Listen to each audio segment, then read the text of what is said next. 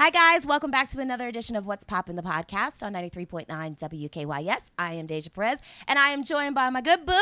This is Reggie. Tell everyone what your title is. Sure. My name is Reggie. I'm a producer, creative director, and wardrobe stylist. Yes, we need wardrobe stylists in our lives. Yes, yes, yes. So how did you find yourself in the position that you're in? Wow. So well over, I want to say about 15 years ago, I started, actually, when I graduated from college, I have majored in fashion merchandising in school. I went to Miami University, and I always was creative. I was born and raised here in D.C., and I went to Duke Ellington School of the Arts. Oh, okay. So my side thing was I was actually studying musical theater. Okay. And then from there, I got into fashion.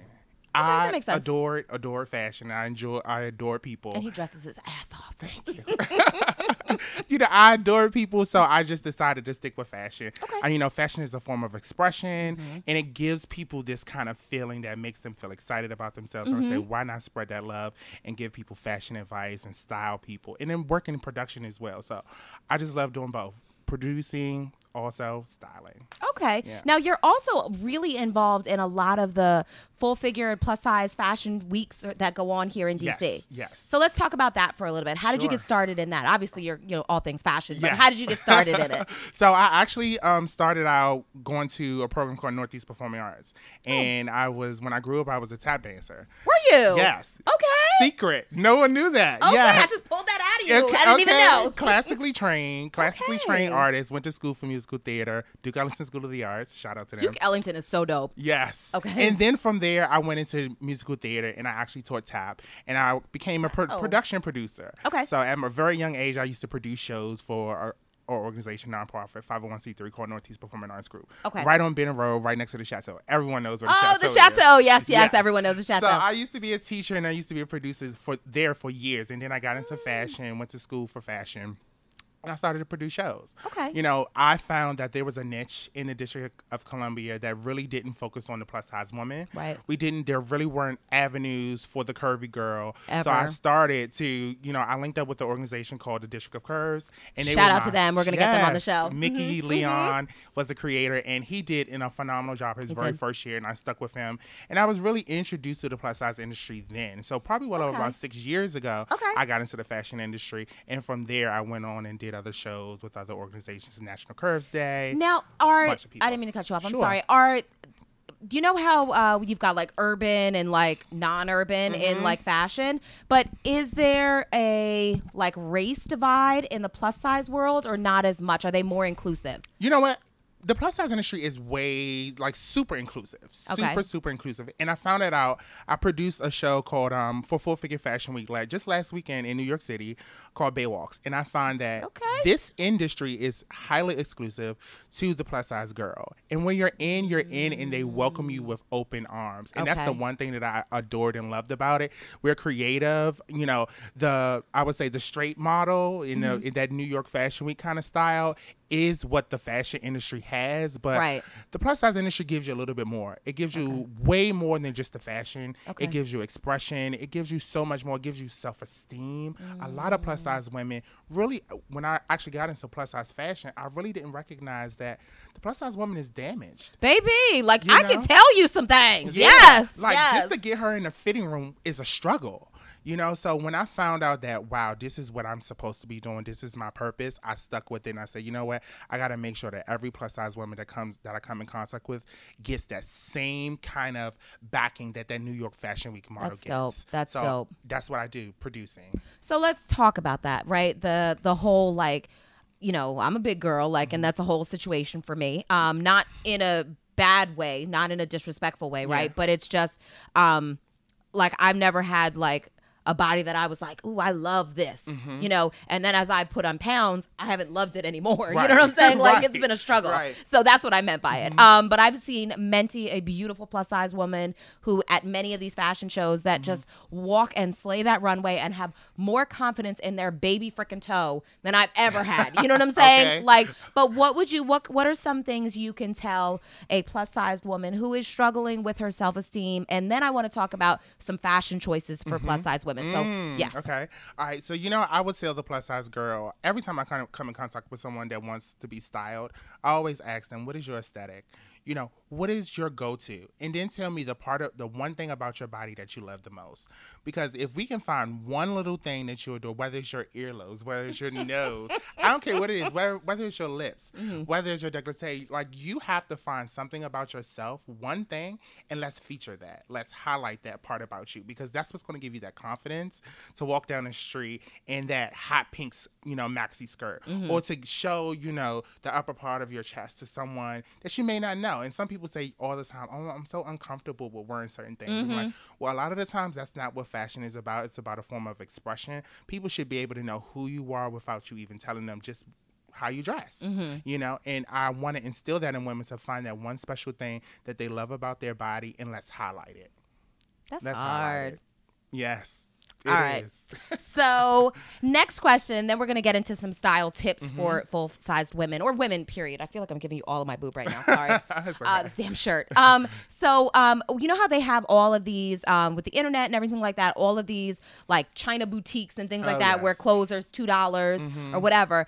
And then they have the nerve to have a plus-sized section in there, but it's like plus size, but like slim. Exactly. You know what I mean? Because I have to get like a 5X or something when I order something from there. And then it comes and then it hurts my feelings because it's a 5X and I still can't fit it. You know what I mean? But what are some more affordable clothing options for plus size women? Because there are some boutiques out there that make some slaying clothes. Of course. But not everyone has the budget for that. So what are some affordable places for full-figured women to shop at? So there's this online company called Reb Dolls.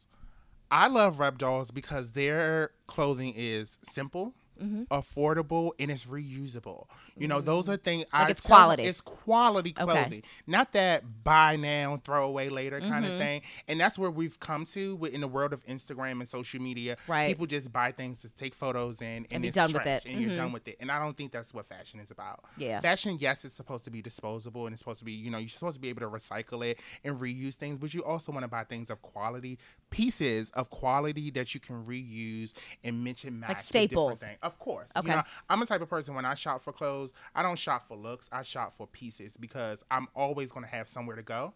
And I'm always going to need options. Okay. Every girl needs options, right? Absolutely. So the idea is to buy pieces that are one of a kind. Okay. That will get you to that point to say, hey, you know what? I got this sequence top at home with these basic denim jeans that I bought from Target. Let me put this with some pumps and go out on a first date. You get what I'm saying? So the idea, go to places that I would say that are highly affordable. Reb Dolls, fashion forward, they're on trend, and the fact that they are affordable. They're not an expensive company, and they have sets. Like every curvy girl loves a set. So the idea is to mix and match. I love a set because I can't put nothing together for myself. Thank you. It's easy. I always go for easy too, because sometimes you're like, I have nothing to wear, and I go on people's cars and I'm like, you have thousands of things to wear. How about that? It's just all about putting it together. Yeah, you know what I mean. And sometimes it takes time. Sometimes it honestly takes time. Yeah. And so I would say Reb Dolls is one. Okay. My favorite, which is dear to my heart, which is Fashion and Figure. Fashion and Figure, highly affordable, on trend. Who else? Oh, gosh. ASOS. ASOS. A lot of people do not know about they sleep on ASOS. Yeah. Yes, it's a curvy. They have a whole girl curve line. section. Yes. They were one of the first ones to do it. Absolutely. Mainstream. Yeah. Absolutely, for men and women now. So that is huge, and they are affordable too. And their prices go up from $200 to $300 to their vintage clothing to the basic stuff. So it's highly affordable. So those are all online websites that I highly recommend, because the return policies are legit. Hello. These boutiques, sometimes they ship you your stuff and it's like, I hope it fit. Yeah, hope it fit. 4 to 5 days. And the problem is a lot of with these boutiques, they go to LA and they buy all the same product. And these little ching chong places that sell these plus size clothing, they don't have fit models for the designs that they pick. So all they do is just take the imitations of the skinny girl, the straight girl sizes, and make it try bigger. to implement it and make it bigger. And it doesn't work for every plus size girl. Yeah. Yes. So that's like a full problem. That I would say, anybody who's listening or trying to find, resources to dress, affordable, quality, do your research on the company that you're buying from. Okay. A lot of times, and I do this all the time, just like when you eat and you look at the calories and everything, look at the reviews, of course, Yelp it out if you have to. But the idea too is look at the product information.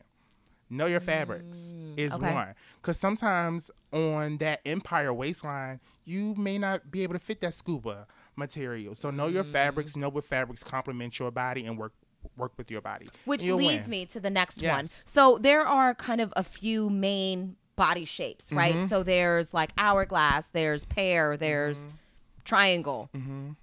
That's upside down. Yep. Right. Apple shape, all of that. Yes. Okay. So if you are like, let's take the main body shapes, and can you tell me what the best type of wear for them would be?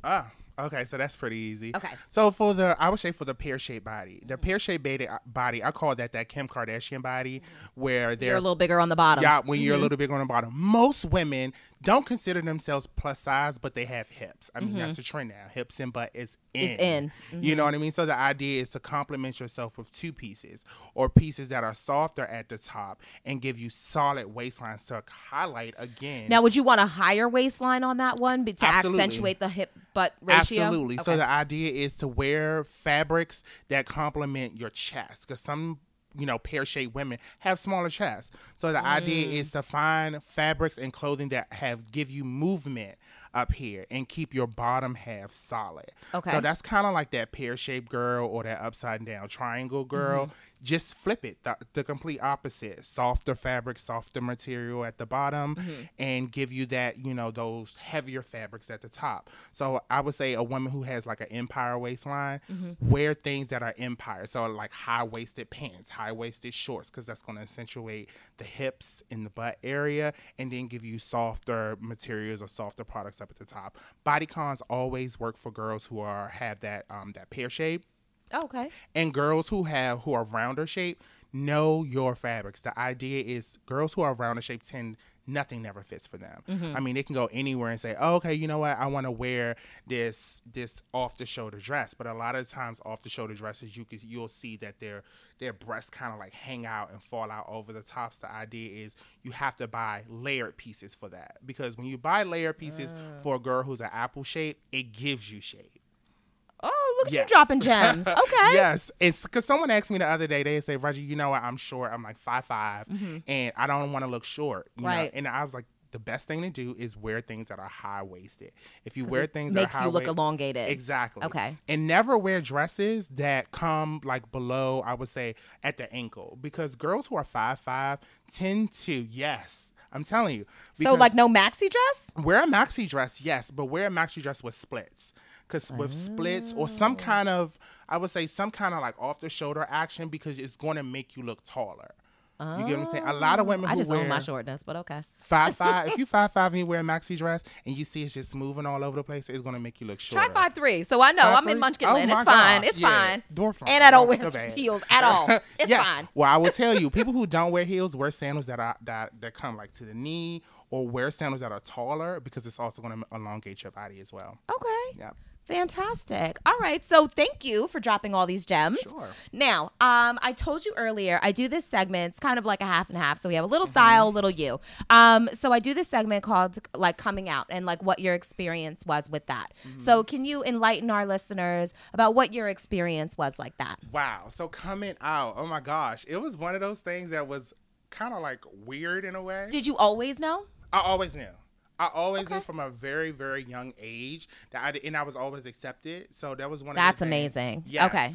I was an artistic child. I ran track. I always stayed busy. My parents always kept me busy. Even my foster parents, they kept me busy in everything, like from tap to track to going to a performing arts school. I always remained busy, and I was always around artistic people. Okay. My parents were talented. My dad was a baseball player. Dope. You know, my mom was a writer and a singer as well. So we were always around talented Creatives. people in our family. So I always kind of knew where my niche was and who I was becoming. And the idea was, but I was also private, because I never really accepted the fact that, hey, I love someone of the same sex. You know? So I was always private with mine, but my recent relationship, I was with a guy for like 5 years. He actually exposed me to everyone, the public, everybody. So it was kind of weird. Yeah, it was kind of weird. He really didn't know. We started off fast, and he really didn't know like how to do it. And I'm like, dude, you just kind of like outed me to everybody on social media, Facebook and everything. Like my whole family, like my family didn't know anything. My immediate family did, but I was like, we were in a snapshot of us together. And I'm like, what the hell? And there it is. Well, thank you. Well, thank you, Well, thank you for pushing me out of the closet. You know what I mean? Well, thank you. And you know what? And that kind of helped me become more open in my whole professional life. Yeah. Good. It really opened me up to partner with different people, because at first I was like, I had to hide my identity in order to get certain contracts or in order to work on certain projects and things of that sort. But I was like, you know what? No, this photo is out here, and now it starts to have it's kind of like those things where, okay, I have to do this now. Because if I want to go somewhere and I want to be somebody, I really have to show my true self. Absolutely. And live your best life as your true self. Life. Yes. Yeah, and that's what I highly recommend for anybody. Don't hide behind your identity. Be who you are and stand strong in it. Because at the end of the day, no one pays your damn bills. Ain't that but the truth? You. And you don't want anybody stunting your growth. So be who you are, because you're going to be accepted or you're not going to be accepted. And who the hell cares? Right. And I mean, opinions are like booty holes. Everybody got one. So it's, I say that all the time. I say the dirtier version of it, but trying to be good on the interview. Exactly. So, when I was outed, like my peers loved it. My peers loved the fact that, I was becoming someone that they wanted for a very long time, but my family wasn't very acceptive of it. My extended family wasn't very accepting. My immediate family, they was like, we always knew. We always knew. You were always creative. You always had this mindset of you were strong in who you were. Which is so amazing that you had that at a young age. At a very, very young age. And people always thought, because I was producing at like 16. So it's like, people always thought, how old are you? You act so mature and carry yourself well. But you look like a baby. Yes, but I look like a freaking baby. You know what I mean? And I used to hide behind my sexuality. Okay. So the idea is like when my extended family find out, it was like I had to explain myself to everybody. And then at a certain point, like the phone calls stopped happening. And I seen a post the other day and it was like, you should reach out to your family more. And I thought about it. I was like, that's a really, really good post. But your family if your family is not accepting of you, why should you reach out? But it's also a two-way street. You know what I mean? Like, I can reach out, but they could too. The phone works both ways. That's what I'm saying. You know, the phone works both ways. And it was like, if you cannot be acceptive of who I am as a person, I should never have to reach out to you. And the thing is, like, your sexuality doesn't change the decades that you guys had and that they know you as a person. Exactly. Yeah. And I love the fact that I've seen this commercial now where kids are like coming out. I don't know if you've seen it. It was on VH1. And kids were coming out on the phone to their parents. Wow. And so now they have this whole 501c3 project going on with protecting kids from coming out to their parents and making sure that they have that support. I need everybody to go check it out. That's on VH1. I will definitely. So I originally had started this segment, right? Because I thought to myself, like, I know I've got a lot of like great gay friends, right? And it got me thinking, like, wow, as like a heterosexual woman, right? I've never had to carve out time in my life to figure out who I was sexually, right? Or how to explain that to other people. You know what I mean? Because it's normal. You know what I'm saying? But it got me thinking, and I was like, there are a lot of people that are out here that are struggling, and I'm blessed, right? Like, I come from an amazingly supportive family. So if I woke up tomorrow and was like, you know what, I'm gonna be a lesbian, my parents would be like, okay. Whatever. Like, you've always liked boys, but whatever. They'd roll with it. You know what I mean? Like, or my dad passed. My mom would be like, whatever, it's fine. So I'm thankful in that regard. But I also understand that there are a lot of people that don't. So I really just wanted to provide a platform for people, because I feel like there are a lot of people that have, like we talked about earlier, there are a lot of people that have really great experiences where their parents knew from the minute they came out the cooch that that's what they liked. You know what I mean? Yeah. And then there are some that didn't have great experiences. And then there are some that had some crappy experiences that ended up being great experiences. And I kind of just wanted to give people hope and inspiration and have something relatable for everyone. Absolutely. I think if they find someone that really backs them and supports them in whatever they do in life,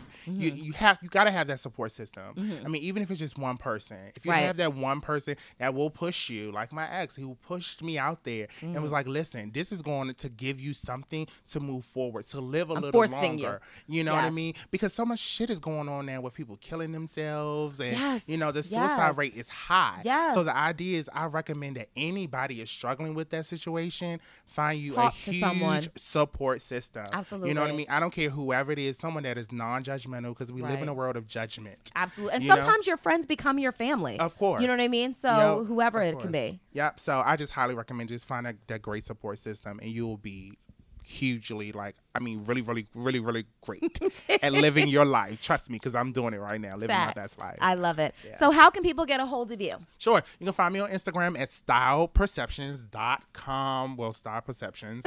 But my website is styleperception.com, yes. And then you'll find me on Facebook at Reggie May. And do you have any more fashion shows coming up? Oh, yes. Oh, my gosh. So we just finished Full Figure Fashion Week at Baywalks. I'm not going to tell you the exciting news that we're going to have in 2019 for Full Figure Fashion Week. That is going to be exciting. Okay. So follow fffweek.com to get all of that information. I'll be in New Orleans next week for Essence Fest. I'm so jealous. Yeah, so Essence of Curves is producing a fashion show there for the very first time. I didn't even know that was a thing. Yes. Yes, for plus size full figure women. Yes. We need to talk. Okay. Yes, it's going to be exciting. Yep, it's going to be lit. So I will tell you that's going to be our next fashion show. Okay. Essence of Curves. And then September, we're doing DC Fashion Week. The plus Which edition. Is all things everything. Yes. The plus edition for that. And then so many other things coming about. I mean, panel discussions, other producing fashion shows, and launching a new website, Style Perceptions, for curvy girl women. And not that junk that you see at all them Chinese boutiques and stuff like that. Gotcha. But really quality clothing. Here for it, all things. So thank you so much for joining us. I love you for that. And thank you guys for joining us for another edition, I guess, of What's Poppin' the Podcast on 93.9 WKYS. See you next time.